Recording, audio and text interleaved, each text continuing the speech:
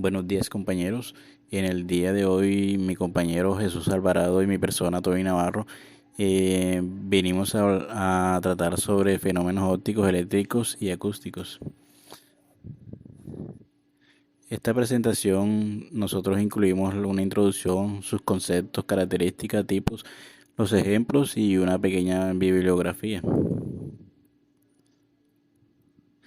El fin de esta presentación es hablar sobre estos fenómenos y en qué nos puede ayudar esto en nuestros avances técnicos y tecnológicos. ¿Qué son los fenómenos acústicos? Los fenómenos acústicos son consecuencia de algunos efectos auditivos provocados por el sonido. Estos se dan cuando las ondas del sonido que viajan por el medio ambiente se distorsionan por este y llegan de una forma incorrecta al oído humano. Hablemos del fenómeno acústico más conocido, que es el efecto Doppler. Este efecto se da cuando el emisor y el observador están en movimientos relativos respecto al medio. Este efecto, un gran ejemplo de esto, podemos notarlo es cuando, por ejemplo, tenemos una ambulancia o un helicóptero. Notamos que cuando este se va acercando hacia nosotros, escuchamos un sonido fuerte y agudo.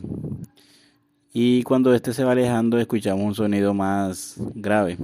Se da porque a medida que el objeto se acerca a nosotros, las ondas del sonido se van comprimiendo respectivamente a medida que el objeto se va acercando, porque las ondas de sonido se van comprimiendo. Esto genera un sonido más agudo.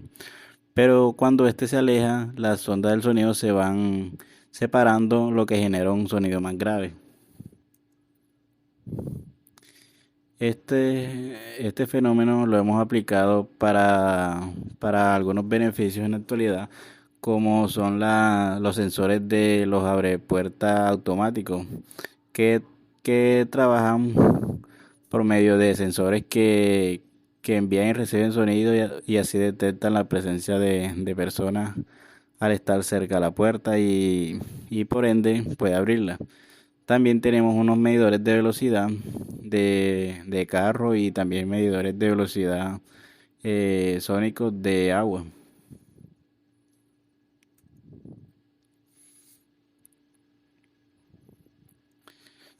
Otros efectos acústicos que tenemos es la absorción. Cuando una onda sonora llega a una pared rígida ideal, se refleja totalmente, ya que esta pared no se mueve y no absorbe energía de la onda. Un ejemplo de esto es las cámaras anecoicas. Las cámaras anecoicas son unos cuartos como con unas pullitas, ya sea en plástico o en espuma, que las utilizan, por ejemplo, en cabinas de grabación o de diseño de cajas acústicas. Estas pullitas lo que hacen es absorber el sonido y al captar el micrófono el sonido no recibe los ruidos del medio ambiente. Otro ejemplo de fenómenos acústicos que tenemos es la refracción y la transmisión. Cuando una onda incide sobre una superficie límite de dos medios de distintas propiedades mecánicas, ópticas, etcétera, parte de la onda se refleja, parte se disipa y parte se transmite.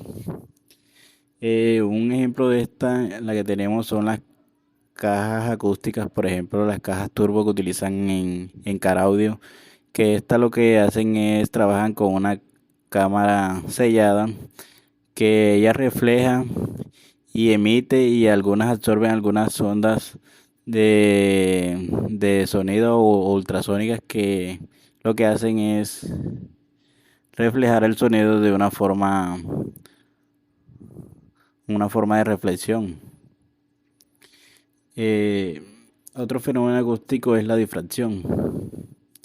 La difracción consiste en que una onda puede rodear un obstáculo o propagarse a través de una pequeña abertura. Otro fenómeno es la radiación. Este se denomina radiación al proceso por el que la energía sonora se transmite de una fuente vibrante a un medio. Esto generalmente, el ejemplo más claro que tenemos son las máquinas industriales, que la misma vibración de estas máquinas se transmite, por ejemplo, a sus bases o a las paredes. debido a las ondas, a los elementos rígidos que están conectados a ella. El eco y la reverberación son otros fenómenos acústicos. El eco es un fenómeno que consiste en escuchar el sonido después de haberse extinguido la sensación producida por la onda sonora. Y la reverberación se produce cuando las ondas reflejadas llegan al oyente antes de la extinción de la onda directa. La diferencia es que cuando yo produzco un sonido, escucharé un retardo en él, como por ejemplo en las montañas. Yo hablo y se van escuchando ese mismo sonido de forma escalada. Y la reverberación es prácticamente lo mismo, solamente que el eco se sigue escuchando después que yo dejé de hablar. En cambio, la reverberación se escucha inmediatamente después de que yo produzca el sonido sin haber terminado. Fenómenos eléctricos.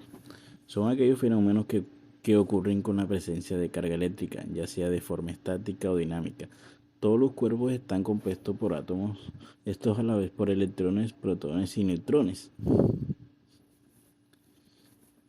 El primer fenómeno que expondré será el de electrización por frotamiento. Este se genera cuando tomamos un globo y lo frotamos con algún trapo de lana. Y si lo acercamos a otro globo, veremos que estos se repelen, o sea, se tienden a abrirse. Pero si lo acercamos a una lata de aluminio, estos se atraen. Esto se da debido al material por lo que están compuestos. Los átomos de un objeto tienen sus electrones con una fuerza cuya magnitud varía según el tipo de material del que estén hechos. Los rayos. Estos se producen en una descarga eléctrica entre las nubes y llega a tocar la Tierra, a diferencia de los relámpagos que solamente se produce una descarga eléctrica dentro de las nubes. El campo magnético terrestre. Este es el que tiene que ver con la fuerza de gravedad que rige la Tierra, de entre sus polos y pues está originado por el movimiento de las masas de hierro que, que se encuentra en el núcleo de la Tierra fundido. La resistencia eléctrica. Esta se presenta cuando en los materiales básicamente se hace referencia a la dificultad o facilidad en que se mueven los electrones en un material determinado. Materiales conductores presentan menor resistencia y materiales no conductores presentan alta resistencia eléctrica. La capacitancia eléctrica es la capacidad de un material de almacenar o mantener una carga eléctrica. Un ejemplo de esto puede ser los capacitores eléctricos o por ejemplo las UPS que mantienen energía o electricidad cierto tiempo después de que se ha ido la luz.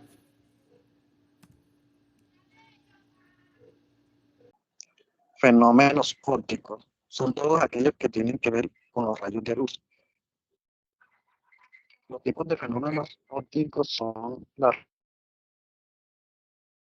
refracción de la luz, la dispersión de la luz, la difracción de la luz y la difusión de la luz. Reflexión de la luz. La reflexión es el cambio de dirección de una onda magnética que al estar en contacto con una superficie de separación entre dos medios cambiantes, de tal forma regresa al medio inicial. Un ejemplo claro de la reflexión de la luz es el espejo. Refracción de la luz. Es el cambio de dirección que experimenta una onda al pasar de un medio material a otro.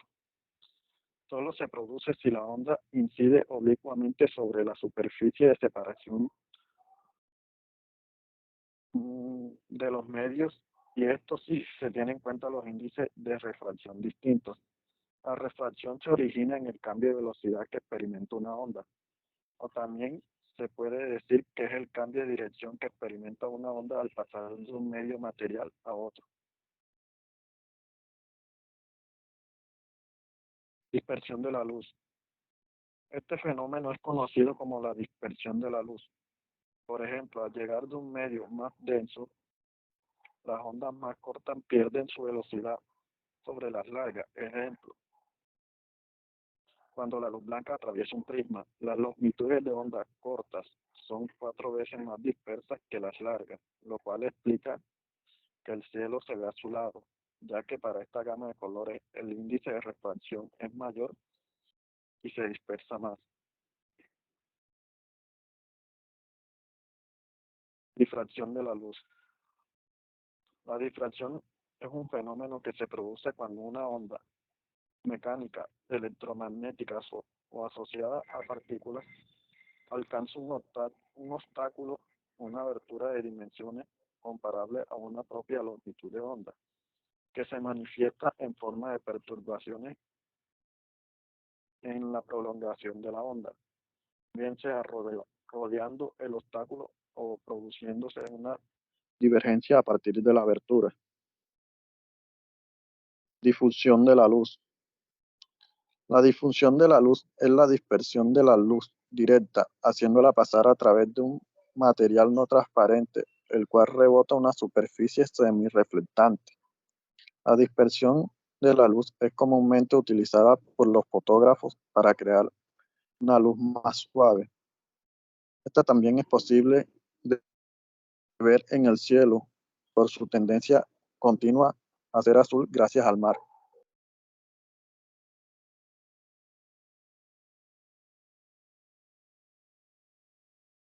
Aquí podemos observar unos ejemplos de reflexión de la luz, dispersión de la luz, difracción de la luz y difusión de la luz.